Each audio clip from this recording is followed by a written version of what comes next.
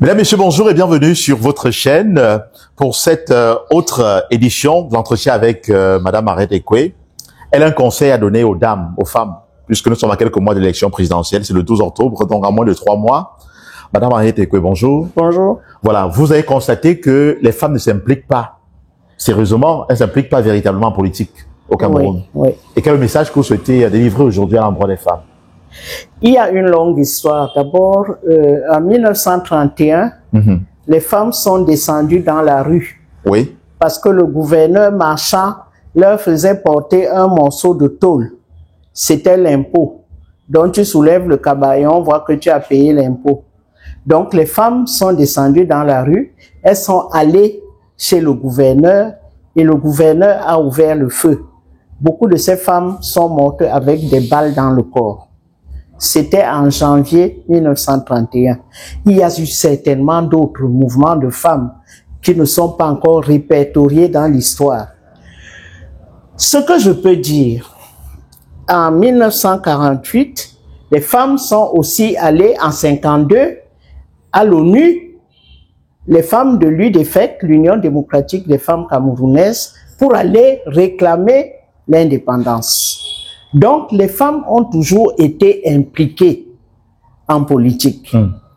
Plus près de nous, en 91, les femmes ont beaucoup aidé les gens, les jeunes gens pendant les villes mortes, les cachets, etc.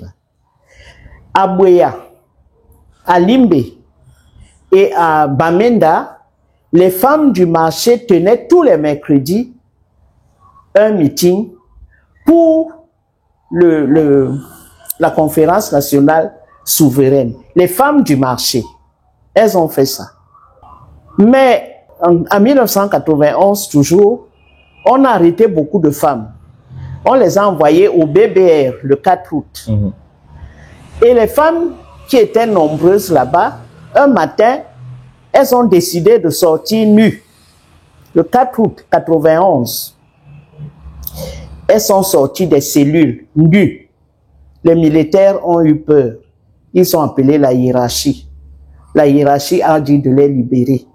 On les a fouettées, on les a malmenées. Parce qu'elles ont assisté à un grand rassemblement des villes mortes. 92, Frundi est en résidence surveillée.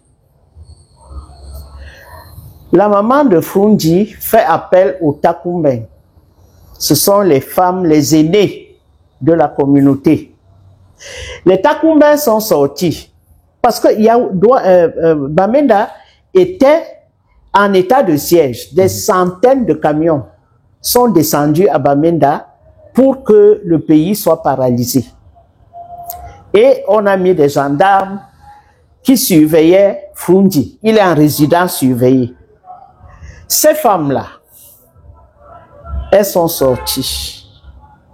Et tous les matins, quand les gendarmes se réveillaient, ils voyaient des femmes d'un certain âge, les seins jusqu'ici, leur pagne et un bâton. Elles ne disaient rien. Elles regardaient seulement les gendarmes. Les gendarmes ont pris peur. Ils ont appelé la hiérarchie. C'est là que le président a décidé qu'on lève la résidence surveillée de Frundi. Ce sont les femmes. Alors, aujourd'hui, qu'est-ce qui a fait que les femmes reculent? Oui, justement, vous rappelez, vous faites un rappel historique justement pour pouvoir voilà. vous prononcer sur ce qui se passe aujourd'hui. Voilà. En 90, la communauté internationale a donc autorisé l'Afrique, qui est tenue en laisse, d'avoir la démocratie. Et dans cette démocratie, on exige des pays qu'il y ait toujours un regard sur l'implication des femmes. Et quand ils sont allés à Beijing, au 4e sommet de l'ONU des femmes, à Beijing, on a décidé que les femmes doivent représenter dans tous les organes de prise de décision au moins 30%. Biya n'a jamais appliqué ça. Qu'est-ce qui s'est donc passé dans le cœur des femmes? C'est que quand les élections sont arrivées, qu'est-ce qui s'est passé? Les hommes raflaient tous les postes où la liste de l'opposition était éligible. Les hommes ont commencé à tout arracher. Je demande aux hommes que, mais, laissez aussi un peu de place aux femmes.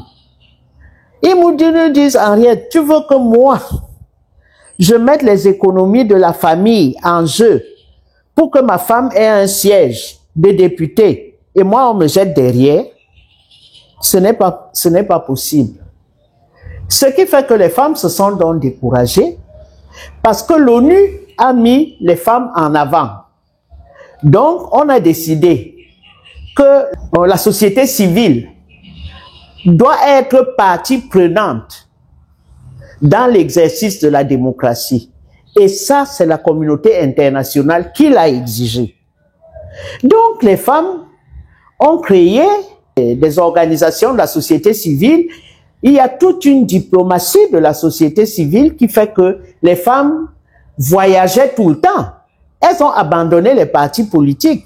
Elles ont dit que bon, nous on s'est battus, on a été torturés, on nous a enfermés dans les commissariats. Si le résultat, c'est que ce sont les hommes qui doivent rester devant, nous on quitte les partis politiques. Et c'est ça qui est arrivé à partir de 92, 93, etc. Bon.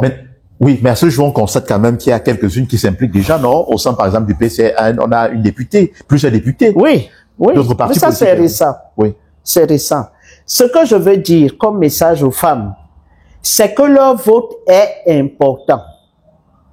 D'autant plus que quand les CAM commencent à enlever les doublons, on n'enlève pas les femmes.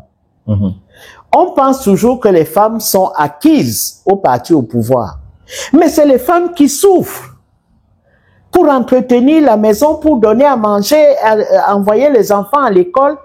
Les femmes sont devenues les piliers depuis l'instauration des plans d'ajustement structurel du FMI et de la Banque mondiale. Au point où un commissaire européen qui s'appelait, j'ai oublié son nom, bref, il a dit que si les femmes n'avaient pas été là, avec les mauvais plans d'ajustement structurel qu'on a infligés aux Africains, les sociétés se seraient écroulées totalement. Mais c'est les femmes qui étaient debout pour que la famille puisse continuer à vivre. Donc les femmes ont un rôle important à jouer dans notre société. Et je veux appeler les femmes pour cette élection d'octobre, qu'elles sortent, si elles ont été inscrites, qu'elles sortent, qu'elles aillent voter. Parce qu'on ne veut pas, quand ça va mal, c'est elles qui supportent tout. Comme beaucoup de femmes sont dans l'informel, j'avais beaucoup de femmes ici qui vendaient là au Carrefour, Mobile Bonacqua, moi, qui payaient les études des enfants et qui sont entrées dans les tontines pour que les enfants aillent en Allemagne. Vous comprenez ça? Parce que quand on a commencé les plans d'ajustement structurel, c'est la majorité des hommes qu'on a jetés dehors, au chômage. Et qui pouvaient tenir? C'est les femmes. Je vais vous donner un exemple. Un jour, quand j'avais mon journal, il y a des gens de la BICIC qu'on a fermés. En fait, quand on fermait les banques, on donnait de l'argent à la présidence. La présidence a tout mangé. Donc, une femme et ses collègues sont venus me voir. Et cette femme m'a dit, j'étais à la caisse. Et tous les week-ends, je ramenais à mon mari au moins 100 000. Pourquoi, quand je finis de compter pour un client, il me donne 10 000. Il me dit, va acheter les beignets pour les enfants. Et quand j'ai perdu mon travail, il est passé immédiatement chez une autre de mes collègues qui est restée au boulot. Parce qu'on a fait les compressions dans toutes les banques. Voilà un exemple. Donc, les femmes ont un rôle primordial. Et quand le pays va mal, c'est elles qui soutiennent la famille. Elles ont donc un rôle à jouer et elles doivent jouer ce rôle pleinement en s'impliquant dans l'élection qui vient. Cette élection est importante. Et quand même, après avoir souffert 40 ans, vous étiez là pendant les villes mortes, vous étiez là pour le vote de Frundi, vous avez toujours été là. Ne manquez pas cette occasion qui pourrait nous libérer.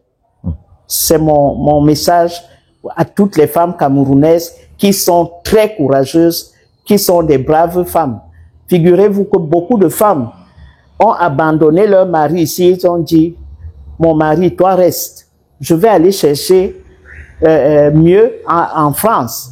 Elles ont pris les enfants, elles sont allées être des bonnes, des ménagères, garder les vieux, etc., pour que les enfants fassent des études et plus tard, les maris ont pu les rejoindre à l'étranger.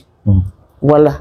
Mesdames, Messieurs, il est important de bien comprendre la pertinence du message de Madame Henriette Ekwe. Elle-même est une femme courageuse, un exemple à suivre. Vous savez, elle a mené tous les combats. Et aujourd'hui, du haut de son âge, elle a justement cette notoriété de vous parler ainsi. Merci de partager abondamment et on se retrouve très prochainement pour une autre chronique, on va le dire, d'Henriette Ekwe. À très bientôt.